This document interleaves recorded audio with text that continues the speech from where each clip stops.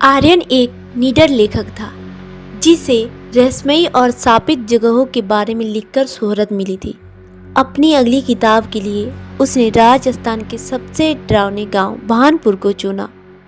दोपहर के 3 बजे जब वह गांव पहुंचा तो उसे वहां की खामोशी ने चौंका दिया।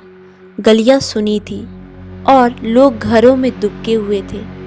एक कुएं के पास बैठे बूढ़े ने उसे चेतावनी दी, बेटा, उस हवेली की दीवार को रूहों के खून से सिंचा गया है। वहाँ जो सूरज डूबने के बाद रुकता है, उसकी परछाई भी उसका साथ छोड़ देती है।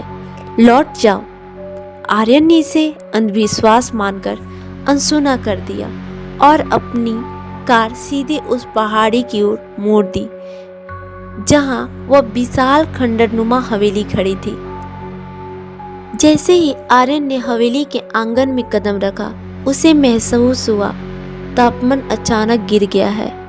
एक ठंडी बर्फीली हवा का झोंका उसे छू कर निकला, जैसे कोई उसे भीतर आने का निमंत्रण दे रहा हो। अंदर का मंजर भयानक था।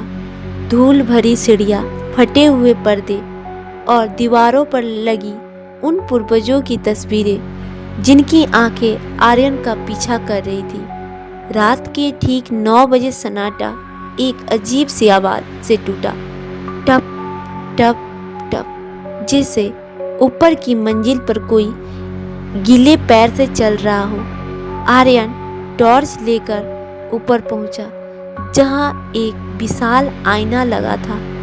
जब उसने आईने में देखा तो उसके पीछे एक धुंधली सफेद आकृति खड़ी थी, जिसका आंखें पूरी तरह काली थी।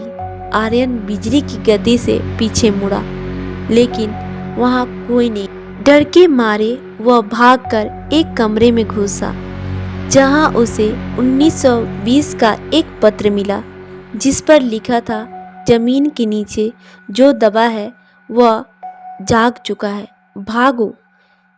इससे पहले कि आधी रात का घंटा बजे, तभी हवेली के तमाम दरवाजे अपने आप बंद हो गए। वहां जान बचाने के लिए भागते भागते एक गुप्त रास्ते से तहखाने में जा पहुंचा। वहां की दीवारें हजारों हाथों के निशानों से भरी थी। बीचों बीच एक पुरानी कब्र थी, जिस पर पत्थर से खुदा। आर्यन का कलेजा मुंह को आ गया। अचानक तहखाने की दीवारों से काली रूहें बाहर निकलने लगी। आर्यन ने अपनी पूरी ताकत बटोरी और वहां पड़ी एक मशाल जला दी।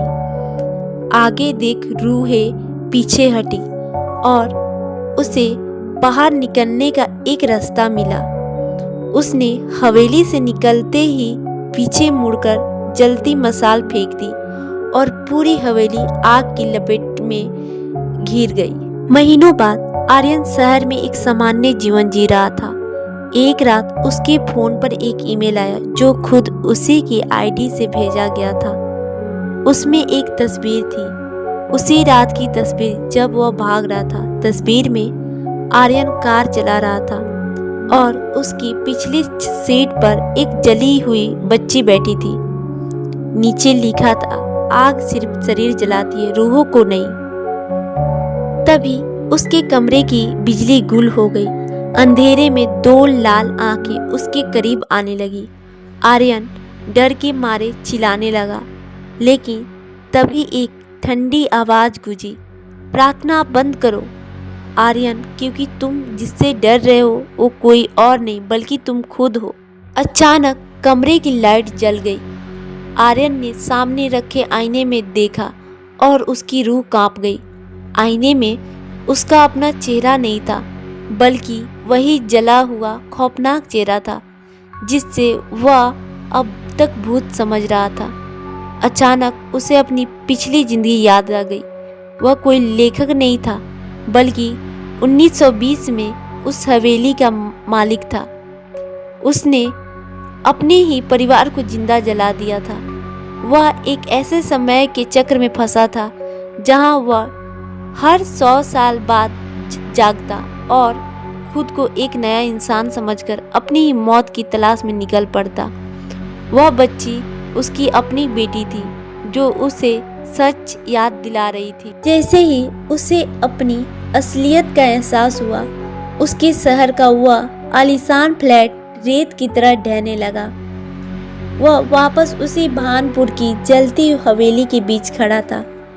उसकी बेटी की रूह ने हाथ बढ़ाते हुए कहा, पापा अब खेल खत्म हुआ, चलिए सजा का वक्त हो गया। आर्यन ने अपनी बेटी का हाथ थाम लिया और हवेली एक नीली आग की लपेट के साथ हमेशा के लिए राख में बदल गई। अगली सुबह जहां वह हवेली थी वहां सिर्फ एक जमीन थी। बीचों बीच एक पुरानी जलती हुई पेन पड़ी थी।